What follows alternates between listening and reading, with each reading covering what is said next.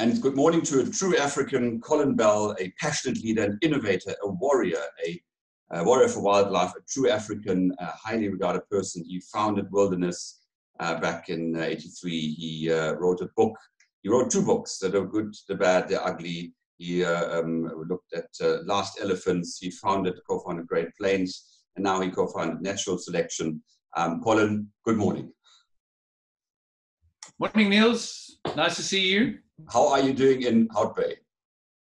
Yeah, we're good. We had a hectic night last night with tons of rain, so I was running around rearranging the furniture and all the rest of it. But yeah, we're all fine. We love the rain. As you know, when you live in a dry climate, and I've spent most of my life living in Botswana, when you live in a dry climate, you love the rain. No, for sure. Yeah, no, we're good. We're all fine. Obviously, business is challenging, and we live in very interesting times in the tourism industry. Absolutely. But yeah, on a personal level, I'm enjoying the lockdown. I think we're on day 61. We started earlier, and but on the business side, yeah, we've got 20 lodges all sitting in mothballs, waiting for tourism to open up. So interesting and challenging times. Colin, tell us a little bit about Natural Selection, which is your latest or your most recent venture. How did it happen? How did it come about? So Nils, I kind of semi-retired, and a friend of mine, Dave van Smeerdijk, he used to be a wilderness safaris director, and he had sort of moved on, and we both ended up sort of independently getting involved with two different small little lodges. And the one thing you can't do in the tourism industry when your main clientele is from overseas is to have a standalone little lodge, because your marketing costs just kind of kill the business. So we were having coffee one day, and he said to me, this is about 5 years ago, and he said, I've got a real problem. I've got my one lodge, and I don't know what to do about it because the marketing costs are going to kill it. And I said, I've got the same. I've also got one lodge. So we said, let's put them together and create a new company. And that's what we did. We went and created Natural Selections. We worked behind the scenes. We put the word out quietly that we were looking for properties to join us. And Natural Selections was sort of born behind the scenes as a collection of family-run and managed businesses. And what we did is we went on a capital drive. We raised a lot of money, and then we invested in all these properties. And we preferred properties which had a conservation element, a community element, and were in remote areas that were needing to have an uplift. And so we partnered with incredibly passionate people. And a lot of these good folks, like one of the business we're involved with is called Uncharted Africa. And there's Ralph Bousfield. He's been in the industry forever. He's probably Botswana's best guide. And Ralph is an amazing, amazing person when it comes to service in the camp, guiding and all the rest of it. But when it comes to the finances and the marketing, he's appalling. And what we've tried to do is put our strength and their strength and work out what they're good at and take away the stuff they're bad at.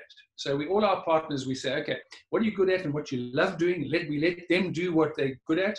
And then we take the stuff which they don't, which is generally the marketing, the paperwork, the finances, the reservations, all that type of stuff. We put it through Natural Selections.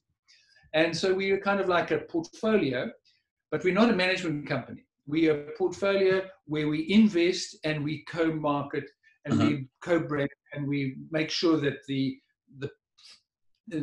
passion on the ground is further enhanced by allowing the entrepreneur, the original entrepreneur, get in and do what they're best at. But at the same time, taking these marginal areas, and we've kind of, after all these, I've been now, 43 years in the tourism industry, you get a feel for if an area has the potential to become prime. And we've invested in all these sub-prime areas and subprime lodges. The one lodge, clearly, without any doubt, which we bought some time ago, was the very worst lodge I'd ever stayed in Africa. It was an appalling number. And today it's one of the best. And it's a case of just putting a bit of proper capital in there, focusing management, often rebuilding, often refurbishing, whatever, and then letting the original entrepreneur get on and run and do what they're the best at. Yeah. So it's that kind of form. So 20 lodges, 3 countries, Botswana, Namibia, South Africa, and a range of shareholdings from 10% through to 90%. And but I said, we shoulder to shoulder with the original entrepreneurs. And we love that. And all of those lodges. Sorry to get in, Colin. All of those lodges are closed right now. Okay. All of the lodges are completely and absolutely mothballed. every single one of them, but we haven't laid off a staff member. So we've obviously got short time and all that type of stuff. So the areas we work in, the jungle or the desert takes over quite quickly. So we have to have people there every single day, making sure they're clean. And we're hoping for a earlier opening up than we were originally budgeting. I think when the corona started, we were kind of in a position where we thought 4 months and we'll be back up again, and that was rather a naive prediction. And so that 4 months went to 6 months, went to 8 months, and we ended up having a budget.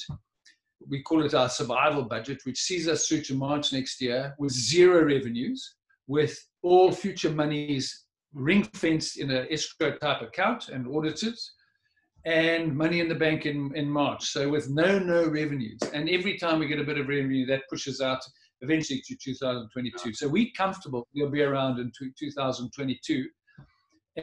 But it's, shareholders have had to put money in, and we've used up all our past profits plus shareholders' injections, and that sees us through.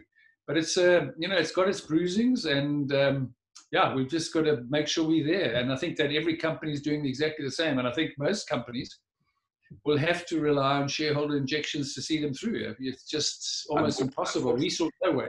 Now, I want to get the connection across to your conservation efforts. Obviously, they're also happening at those lodges right now. You mentioned to me earlier in our warm-up discussion that part of the team that is on the ground and that's being retained are people who make sure that the wildlife is safe, that the rangers go out, they are around.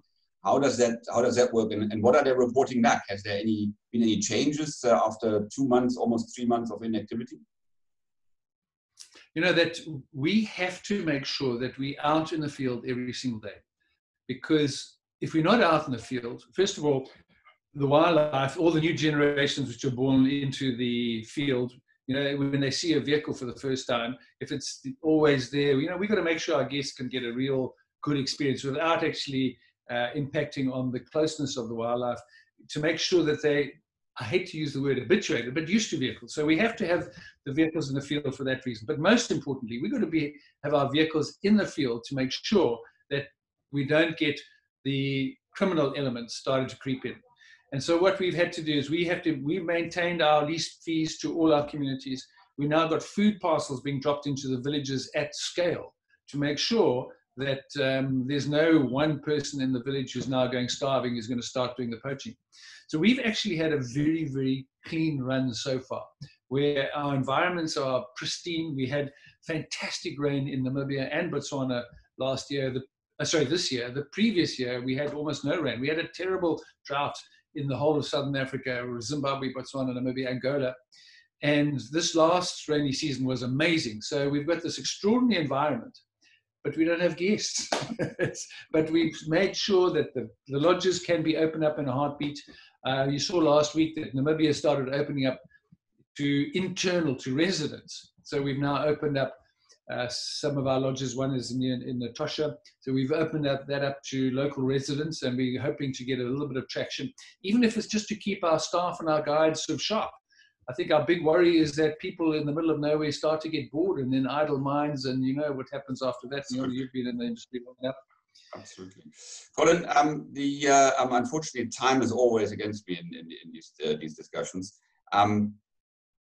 Corona, this virus, has brought up the discussion of trade in wildlife. Now, we've known each other for a number of years. I know how passionate you are about it. Let's speak the last few minutes. Do you think this will have a positive impact in a way, because it's now on a lot of people's minds, because people are saying it came from bats, wherever it came from laboratories, via bats and whatever. The whole thing is still a bit murky there, but the trade in wildlife certainly has come under the spotlight. How do you think this will impact your efforts? Nils, the issue is that something like 60% of all bacteria and viruses in particular come via the animal world. That's historically, and they're saying in the future, 75% of the future viruses will come from the animal world. And if you look at HIV, you look at Ebola, SARS, MERS, Corona, they all come from the wildlife world. And I think, if we think this is bad, but can you imagine Corona blending with Ebola? can you imagine how toxic that would be? I mean, that would kill 70% of the world's population. So I can't believe that countries like China will allow these wet markets to proceed. Already we're seeing some of the provinces closing down some of their wet markets, which involve wildlife. And I'm hoping that's the start, because the risk to the, if you think about the size of the wildlife industry in China, and especially the illegal one, I mean, it must be 0.00001% of the entire Chinese economy. Why risk 100% of the Chinese economy for 0.00001%? And I think that the world's woken up, that the risks are so great when we allow illicit wildlife trade to thrive. And I think there has to be an acknowledgement now that this is no longer, conservation is no longer about conservation.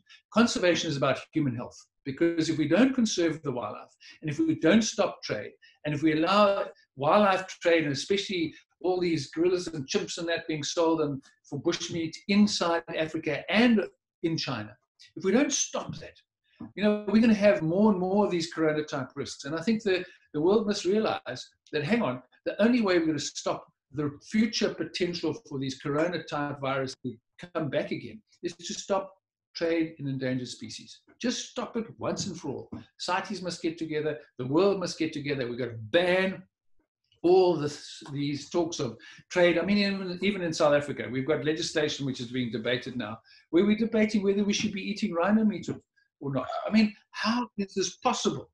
So we've got to just understand that trade in endangered species is appalling. It's a human health risk now. It's no longer just a conservation story for a couple of greeny type of people who banded around quite negatively by people who pray. So I think once we realize that this is about the health of human beings, we will then get to a stage when the world will band together and say, actually, we've had it, no more.